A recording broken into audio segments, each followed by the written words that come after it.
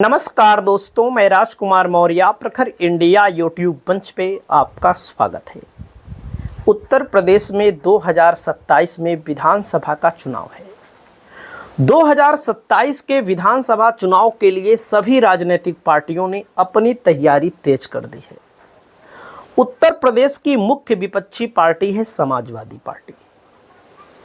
Samajwadi party ने 2024 के लोकसभा चुनाव में जब से बेहतरीन प्रदर्शन किया है। समाजवादी पार्टी के हौसले इस समय बुलंद हैं। समाजवादी पार्टी इस समय पीडीए की पॉलिटिक्स को आगे बढ़ा रही है और इस समय समाजवादी पार्टी की स्थिति, समाजवादी पार्टी की नज़र उन इलाकों में है जहां पर समाजवादी पार्टी का कभी खाता नहीं खुला। यानी कि जो बसपा का होल्ड माना जाता रहा, बसपा का गढ़ माना जाता रहा, उन इलाकों में समाजवादी पार्टी की पैनी नजर है। खास करके दोस्तों आगरा की सीटों पर समाजवादी पार्टी कभी प्रभावी ही नहीं रही, कभी नहीं प्रभावी रही। क्यों? क्योंकि जाटो वोट 30 से 35% है, वहां पर मुसलमान केवल 10% है, यादव भी केवल 5-7% है बस। बाकी अन्य बिरादरी, कुशवाहा, बघेल, ठाकुर, ब्राह्मण, जाट, इन लोगों का वहां पर अच्छा खासा वोट बैंक है। तो समाजवादी पार्टी के जो राज्यसभा सांसद हैं रामजी लाल सुमन का जो मुद्दा है, जो मुद्दा समाजवादी पार्टी ने इतना तूल दिया, अखिलेश यादव आगरा गए और भारतीय जनता पार्टी ने इसको हिंदू मुसलमान करने की कोशिश की, हालांकि कामयाब नहीं हो पाई। एक्सपोज हो गई भारतीय जनता पार्टी इसमें। योगी आदित्यनाथ की पोल भी खुल गई इस मामले को लेकर, क्योंकि जाहिर सी बात है, आप लोगों ने देखा जिस प्रकार करणी सेना के लोगों ने रामजी लाल सुमन के घर पर अटैक किया, किसी के खिलाफ कोई कार्यवाही और हुई नहीं।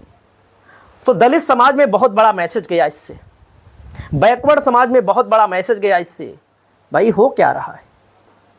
तलवार से केक काटने वाले के खिलाफ केस हो जाता है, जेल भी भेज दिया जाता है ओबीसी मौर्य, और तलवार लहराने वाले, खुली धमकी देने वाले, उनके साथ कुछ नहीं होता है। तो इसके पीछे भारतीय जनता पार्टी कमजोर पड़ गई। तो दोस्तों, आगरा जिले की एक सीट है एतमादपुर विधानसभा, जहां पर समाजवादी पार्टी 1993 में जीती है। उसके बाद अगर हम आंकड़ा निकालें, कभी समाजवादी पार्टी का खाता नहीं खुला, कभी नहीं खुला खाता। भारतीय जनता पार्टी 2022 में जीती, धर्मपाल सिंह जीते चुनाव इसी सीट पर। 2017 में भारतीय जनता पार्टी राम प्रताप सिंह जी जीते एतमादपुर विधानसभा में।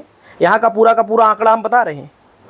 2012 में धर्मपाल सिंह बसपा से जीते, 2007 में नारायण सिंह जीते, 2002 में गंगा प्रसाद पुष्कर रालोद से जीते, 1996 में गंगा प्रसाद पुष्कर बसपा से जीते।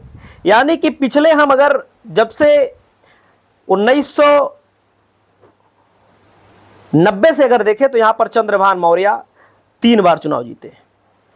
1989, 1991, 1993। बसपा उसके बाद 1 बार जीती, 2 बार जीती, 3 बार जीती, लगातार बसपा जीती है। यहाँ पर भाजपा की स्थिति अब इस समय इसलिए मजबूत हो चुकी है क्योंकि बसपा का काफी वोट ट्रांसफर हो गया। दोस्तों, मैं आपको बताना चाहूंगा, इस सीट पर समाजवादी पार्टी ने अब की बार एक नए कैंडिडेट को उतारने का फैसला किया है। पिछली बार भी समाजवादी पार्टी यहां पर 3 नंबर पर थी, क्योंकि जब आप टिकट अच्छे से नहीं दोगे तो जाहिर सी बात है आप 3 नंबर नहीं, आप 4 नंबर पर जा सकते हो। कैसे हम ये बात कह रहे हैं? भारतीय जनता पार्टी ने धर्मपाल सिंह को टिकट दिया, समाजवादी पार्टी ने वीरेंद्र सिंह चौहान को टिकट दिया, बसपा ने प्रबल प्रताप सिंह को टिकट दिया। मतलब सब लड़े ठाकुर। जब ठाकुर आप लड़ाएंगे तो आपका वोट बढ़ने वाला नहीं है। आप बैकवर्ड लड़ाइए, जाटो लड़ाइए, तो आपका वोट ऑटोमेटिक बढ़ जाएगा।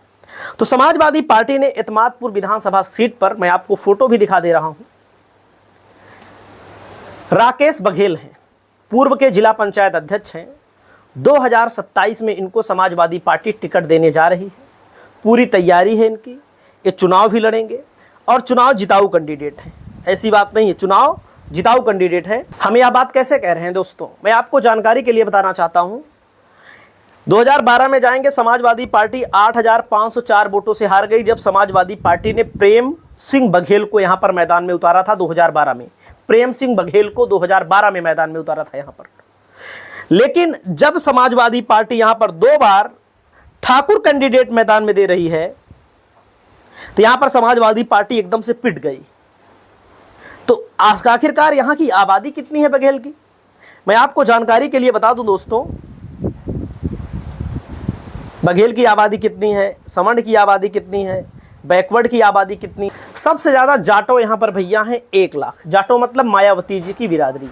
जो कंफ्यूज है, बसपा को वोट देना व्यर्थ है, बसपा चुनाव नहीं लड़ रही है, सच्चाई है, उसके वोटर बेचारे फंस गए हैं, इधर जाएं कि उधर जाएं, कुछ भाजपा की तरफ चले जाते हैं, कुछ सपा की तरफ चले जाते हैं। 1 लाख वोट यहां पर, बसपा का 1 लाख वोट फिक्स है यहां पर, मेरी गारंटी है। क्योंकि पिछली बार भी 98,000 मिला था 22 में, सब जब सपा और भाजपा की लड़ाई थी, तब सपा 3 नंबर पर थी। यहां पर ठाकुर यहां पर 80,000 हैं, कहते हैं लोग, पता नहीं कम है कि ज़्यादा है तब भी तो हर पार्टी ठाकुर को यहां पर कैंडिडेट बना रही है। बघेल यहां पर 65,000 है।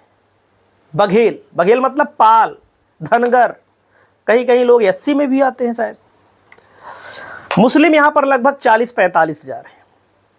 यादव 25,000 है, जाट 20,000 है, वैश्य 15,000 है, ब्राह्मण 12,000 है, कुशवाहा 35 से 40,000 बताए जाते हैं। हालांकि हमने अपने उसमें 30,000 लिखा हुआ है।